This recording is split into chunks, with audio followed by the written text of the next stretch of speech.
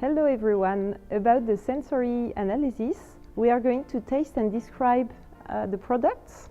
So if we start with the boulangerie mix, in this baguette we have a strong smell and taste of sourdough based on acetic smell. Also we have the rye inside, and the sourness is quite long in the mouth. The crumb is very soft, and the crust, if you bake the product right, the crust is very crispy. You can do different shape of product with the same taste, basically. So this is a very interesting product because of this quite strong taste.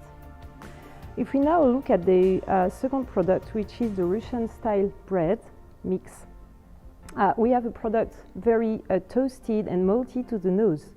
But once you put it in your mouth, you get a fruity rye and still malty taste, and the sourness is very long and persistent. So this is very complementary with the first one because of the roasted flavor that you cannot find in the first boulangerie mix bread. Then arriving to the third product, which is the seedy mix bread. So the dominant flavor is definitely the seeds and the grain inside. Also you have a sweet taste, and so you can see it's very different from the first two products. And also the lasting of the product is yes, a bit sweet, and also one of cereal and whole wheat. Let's now finish with the brioche mix. So in this brioche you have two types of products here presented.